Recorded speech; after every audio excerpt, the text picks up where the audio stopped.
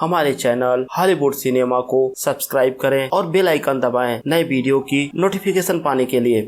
Friends, आज हम बात करने वाले हैं 2022 में release Korean horror movie the ghost station. कहानी की शुरुआत में हम ओक्सू स्टेशन को देखते हैं, जहां पर एक आदमी ट्रेन का इंतजार कर रहा होता है। तभी उसे एक औरत दिखाई देती है जो इधर उधर घूमने जा रही थी। तो उसे लगा कि वो औरत पागल है। वो उसका फोटो क्लिक करता है और सोशल मीडिया पे पोस्ट कर देता है और अचानक वो औरत वहाँ से गायब हो जाती है। जब वो उसको देखने के लिए वहाँ पर जाता है तो प्लेटफॉर्म स्क्रीन डोर अपने आप खुल जाता है, जबकि वहाँ कोई ट्रेन नहीं आ रही होती है। तभी उसे पटरियों की साइड से कुछ आवाज आने लगती है, जिन्हें वो बैठकर सुनने की कोशिश करता है। तभी गेट बंद हो जाता है और वो मारा जाता है। और फिर सीन शिफ्ट हो जाता है और हम एक रिपोर्टर को देखते हैं जिसका नाम है किम नॉयोंग। उसने रिसेंटली ही एक लड़की का इंटरव्यू लिया था जिससे वो काफी फेमस हो गई थी, लेकिन बाद में उसे पता चला कि वो लड़की नहीं लड़का था और उसने किम पर एक केस भी कर दिया है, क्योंकि किम ने उससे परमिशन नहीं लिया था उसका इंटरव्यू लेकर पब्लिश कर दिया था। अब किम की बॉस उस पर नाराज हो रही होती है। वो बोलती है तुम पर $50 मिलियन का फाइन लगा है, या तुम इस फाइन को भर दो या कुछ ऐसा रिपोर्ट लाओ जिसपे बहुत सारा एड्स मिल सके और हमें फायदा हो। अब किम अपने दो फ्रेंड से मिलती है और उनसे अपनी प्रॉब्लम डिस्कस करती है। बोलती है मुझे कुछ ऐसी धमाकेदार न्यूज रिपोर्ट करनी होगी जिसपे बहुत सारे एड्स मिल सके, लाइक मिल सके। फिर उसका एक फ्रेंड जिसका नाम सियोंग है, वो उसको एक एक्सीडेंट के बारे में बताता है जो अभी रिसेंटली ही ओक्सू स्टेशन पे हुआ था, जहाँ एक आदमी ट्रेन के नीचे कूद कर सुसाइड कर लिया था। वहीं उसका दूसरा फ्रेंड जिसका नाम है चैवॉन, वो उसको बोलता है मैं उस दिन नाइट शिफ्ट में था तो मैंने सिक्योरिटी कैमरे में उस आदमी को देखा जो अजीब सी हालत स्टेशन के पास पटरियों के बीचों बीच खड़ा था। मैंने उसको बचाने की कोशिश भी की, लेकिन मुझे देखकर ऐसा लगा जैसे आदमी वो किसी के बस में हो। और उसको बताता है कि वहाँ मैंने एक बच्चे को भी देखा था जो पटरियों के बीच में बैठा था। नेक्स्ट डे किम एक आदमी से मिलने जाती है जिसका नाम होता है योम। योम एक मोर्टिशियन है। मोर्टिशियन वो होते हैं जो डेड बॉडी को अंतिम संस्कार के लिए रेडी करते हैं। तो वो बताता है कि एक बार ओक्सू स्टेशन पर एक एक्सीडेंट हो गया था, तो मैं डेड बॉडी को कलेक्ट करने जब गया वहाँ स्टेशन पे मुझे एक बच्चा दिखा और मैंने जब उससे उसका नाम पूछा तो उसने बताया 1211 और थोड़ी देर बाद वो वहाँ से गायब भी हो गया। फिर किम अपने फ्रेंड चॉन को कॉल करती है और बोलती है कि अगर उस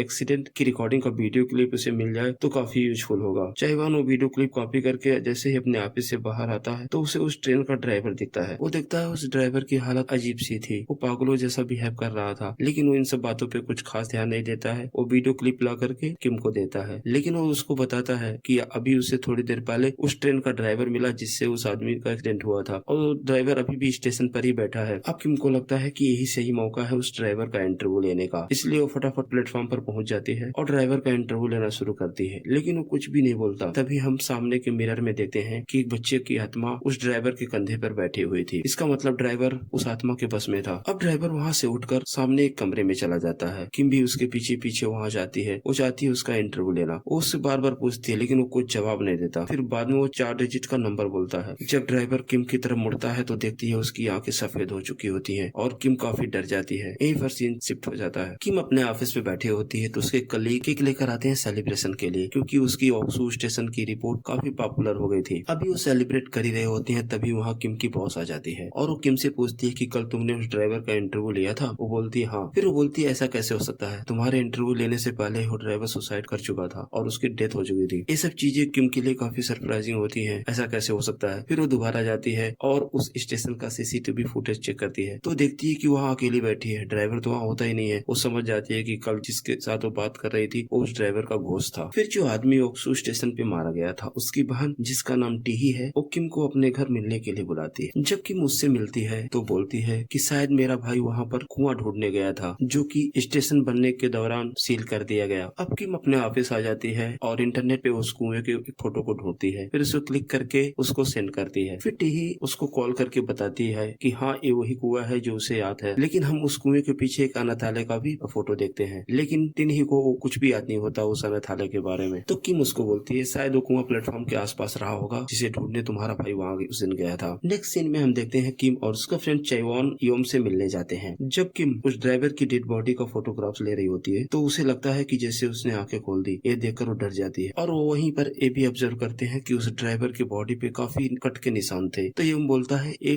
उनके खरोंचों के निशान है। किम को ये भी बताता है कि जब से ये स्टेशन बना है यहाँ काफी लोगों की मौत हो चुकी है और सबकी डेड बॉडीज पे ऐसे ही कट के निशान होते हैं। वहीं चाइवान ऑब्जर्व करता है कि योम के हाथ पर भी वैसे निशान बने होते हैं। तभी योम के पीछे उसे एक बच्चे की आत्मा देती है और अचानक गायब भी हो जाती है। चाइवान को लगता है कि शायद उसे कोई गलतफहमी हुई थी। नेक्स्ट सीन में हम देखते हैं टीही को घर के पुराने सामान में एक डायरी मिलती है। उसमें डेट्स और उसके आगे कुछ नंबर्स लिखे होते हैं और उसे उसी डायरी में एक फोटोग्राफ भी मिलता है जिसमें एक आदमी और उसके साथ 2 बच्चे खड़े होते हैं और उसी फोटोग्राफ में उसे वो अनाथालय भी दिखता है। और इधर किम उन डेड बॉडी पर कट के निशान के बारे में सोशल साइट पर पोस्ट कर देती है जिसे काफी लोग पसंद भी करते हैं। और वहीं वो देखती है बहुत सारे लोग उस स्टेशन पर जाकर वैसे ही अपने हाथों पे कट मार्क्स बनाकर सेल्फी लेकर पोस्ट करते हैं सोशल साइटों पे। तो उसे लगता है कि उसने बहुत बड़ी गलती कर दी, उसकी वजह से और लोगों की जान खतरे में आ गई है। तो उसका कलीग बोलता है ये सब फेक फोटो है और लोग फेक फोटो बनाकर सोशल साइट पे अपलोड करते हैं ताकि उनको व्यू मिल सके। नेक्स्ट सीन में हम देखते हैं चाइवान सियोंग के हाथों पर भी वही निशान देता है। वो देखकर उस पर गुस्सा होता है। उसे लगता है कि वो भी सोशल मीडिया पे पॉपुलर होने के लिए ऐसे निशान बनाया है, लेकिन सच्चाई कुछ और ही होती है। यहाँ सियोंग भी पोसेस्ड होता है। वहीं उन दोनों को मॉडल दिखती है जिसने किम पर केस किया था। जब वो पास के वॉशरूम में जाती है तो वहाँ की लाइट्स अपने आप फ्लिक होने लगती हैं। तभी वो मिरर में देखती है उसके कंधे पे एक बच्चा बैठा होता है जो उसके कंधे को नोच रहा होता है। वो चिल्लाती है और भागती है। एकाएक वॉशरूम का दरवाजा बंद हो जाता है और वो वहीं पर मारी जाती है। और इधर सियोंग को उसके हेल्पडेस्क से कॉल आती है। वो बोलते हैं कि पास के वॉशरूम से किसी लड़की के चिल्लाने की आवाज आई है, वो वहाँ जाकर चेक करे। जब सियोंग वहाँ पहुँचता है और नीचे झुककर देखता है तो उसे बच्चे का घोष दिखता है और वो घोष उसे भी मार देता है और ऐसे सियोंग भी मारा जाता है। अब किम चाइवान से मिलती है। वो दोनों अपनी फ्रेंड की मौत से काफी दुखी थे। तभी चाइवान उसको बताता है उसे भी एक लड़की मिली जिसका नंबर था 0816 और उसे अपने हाथ पर वो निशान भी दिखाता है जिसका मतलब था कि वो भी अब साबित हो चुका था और उसकी भी जान खतरे में थी। तो इसलिए किम उसके घर पर ही रुक जाती है। अब रात में जब चाइवान सो रहा होता है उसे सपने में कई सारे बच्चों की आत्माएं दिखती हैं जो उसके पास आ रहे होते हैं। अगले ही पल हम देखते हैं कि चाइवान एक कुएं में होता है और तभी उसकी नींद खुल जाती है। वो किम से बोलता है कि उस बच्चे की आत्मा को देखने के बाद से ही उसे इस तरह के सपने आने लगे। नेक्स्ट डे किम और चाइवान टीही से मिलने उसके घर जाते हैं और उससे पूछते हैं कि तुम्हारी तरह मेरे फ्रेंड को भी अब सपने में कुएं दिखते हैं। तो टीही बोलती है कि जब वो अपने भाई का सामान देख रही थी तो उसे कुछ याद आया। वो बोलती है कि जो फोटोग्राफ्स था उसमें उसके फादर हैं और उसके फादर ही उस अनाथालय को चलाते थे और 4 डिजिट के नंबर हैं वो बच्चों के एडमिशन नंबर होते हैं। अब वो दोनों टीही के भाई का फोन चेक करते हैं तो उन्हें उसमें एक वीडियो क्लिप मिलती है। जब वो उस वीडियो क्लिप को प्ले करते हैं तो उन्हें पोक्सो स्टेशन की वो रिकॉर्डिंग मिलती है जिसमें वो कुएं तक पहुंचने का रास्ता बताता है और उन्हें उस वीडियो में कुछ हड्डियां भी दिखती हैं। तो गेस करते हैं शायद अनाथालय के बच्चों को उस कुएं में दफनाया गया हो। फिर किम और चाइवान उस बताए हुए जगह पर जाते हैं तो उन्हें वो बच्चों की हड्डियां मिल जाती हैं। तभी अचानक एक बच्ची उनका हाथ पकड़ लेती है जिससे वो दोनों काफी डर जाते हैं। फिर वो देखते हैं एक एक करके बहुत सारे बच्चियों की आत्माएं उस मिट्टी से बाहर आने लगती हैं और उनको घेर लेती हैं। फिर वो जोर जोर से चिल्लाने लगती हैं। तो किम बोलती है कि उनके साथ जो भी घटना हुई वो अपनी कहानी के माध्यम से लोगों तक पहुंचाएगी। फिर वो सारे बच्चे अचानक गायब हो जाते हैं और उन्हें वहाँ ढेर सारे बच्चों के कंकाल मिलते हैं। फिर वो दोनों पुलिस को कॉल करते हैं और पुलिस वहाँ आ जाती है। अब उन्हें लगता है कि शायद उन बच्चों की आत्माओं को अब शांति मिल जाएगी क्योंकि उन्हें ढूंढ लिया गया। चाइवान अपने हाथ पे बने उस निशान को देखता है तो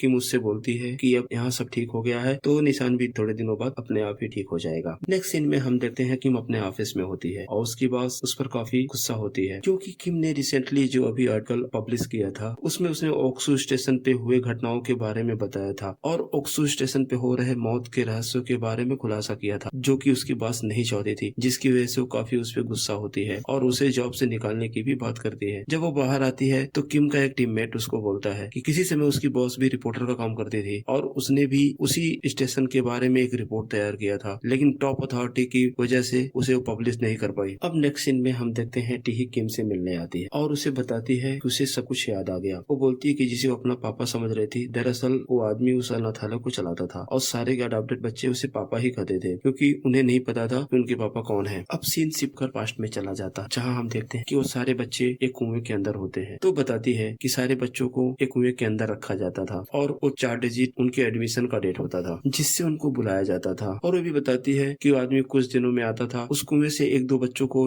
बाहर निकाल कर ले आता था। तो वहाँ के सारे बच्चे सोचते थे कि जब उनका नंबर बुलाया जाएगा उन्हें इस कैद से आजादी मिल जाएगी, लेकिन सच्चाई कुछ और ही थी। वो लोग अनाथालय की आड़ में बच्चों की ऑर्गन ट्रैफिकिंग का काम करते थे। जब ये खबर पुलिस को लग गई तो कोई एविडेंस पुलिस को ना मिले इसलिए उन लोगों ने मिट्टी से उस कुएं को दबा दिया। जो भी बच्चे उस कुएं के अंदर थे सबके सब मारे गए और ये घटना वो और उसके भाई ने खुद अपनी आंखों से देखा था। और दूसरी तरफ हम देखते हैं चाइवान योम से मिलता है तो देखता है कि उसके हाथ के सारे निशान गायब हो चुके थे जो उसके हाथों पे पहले थे। वो उससे पूछता है कि ऐसा कैसे हो गया, वो निशान कैसे गायब हुए। तो बताता है उसने अपना श्राप किसी और को ट्रांसफर कर दिया। तो ये भी बताता है कुछ दिन पहले टीही अपने भाई की आत्मा की शांति के लिए मेरे पास आई थी। तो उस समय मैंने उस 4 नंबर के डिजिट को उसे रिपीट करने के लिए बोला, तो वो श्राप टीही को ट्रांसफर हो गया। और साथ में वो ये भी बोलता है कि लाशें ढूंढने से कुछ नहीं होगा, उन बच्चों को क्रोध को शांत करना पड़ेगा, नहीं तो ये सब घटनाएं चलती ही रहेंगी। योम बोलता है कि अगर तुम ये श्राप किसी और को ट्रांसफर करना चाहते हो तो तुम्हें उस इंसान से वो नंबर बुलवाने पड़ेंगे, लेकिन एक शर्त है, उस इंसान को भी उन बच्चों के बारे में सब कुछ पता होना चाहिए, तभी ये श्राप उसके ऊपर ट्रांसफर हो पाएगा। नेक्स्ट डे चाइवान किम को कॉल करता है और उसको बताता है कि उसका पुराना फोन गुम हो गया है, तो मैंने नया नंबर लिया है, तो मेरा नया नंबर अभी नोट डाउन कर लो, बाद में मुझे मैसेज कर देना। और इस बहाने वो किम से वो नंबर बुलवाता है और अपना श्राप किम को ट्रांसफर कर देता है। फिर किम उससे उस चोट के बारे में पूछती है जो उसके हाथों पे था, तो बताता है हाँ, मुझे उसके ठीक होने का तरीका पता चल गया है। तभी किम देखती है कि वो निशान उसके हाथों पर बनने लगे। वो समझ जाती है कि चाइवान ने अपना श्राप उसको ट्रांसफर कर दिया है। फिर चाइवान उससे सॉरी बोलकर फोन को कट कर देता है। नेक्स्ट डे किम योम से मिलती है और उससे उस सांप के बारे में पूछती है कि कैसे चाइवान ने वो सांप उसको ट्रांसफर कर दिया। फिर वो अपने ऑफिस जाती है और अपने बॉस से मिलती है। वो उसे बोलती है कि उसे उस अनाथालय की सच्चाई पहले से पता थी, लेकिन तुमने सारी बातों को दबा दिया। फिर किम अपने जेब से एक पेपर निकालती है जिसपे 4 डिजिट नंबर लिखा होता है। वो अपने बॉस को उस नंबर को रीड करने के लिए बोलती है। पहले तो उसकी बॉस मना कर देती है। फिर किम बोलती है कि अगर वो चाहती है कि वो रिजाइन करके चली जाए तो उसे बस एक बार उस नंबर पढ़ना पड़ेगा। फिर उसकी बॉस वो नंबर पढ़ती है और उसके नंबर पढ़ते ही किम वहाँ से जाने लगती और हम देखते हैं किम के हाथों से वो निशान अब गायब हो चुका था, यानी कि वो श्राप उसकी बॉस को ट्रांसफर हो चुका था। और मूवी यहीं पर समाप्त हो जाती है। फ्रेंड्स, हमें कमेंट सेक्शन में जरूर बताएं आपको ये मूवी कैसी लगी, और अगर आप मेरे चैनल पे पहली बार आए हैं तो प्लीज इसे सब्सक्राइब करें। धन्यवाद।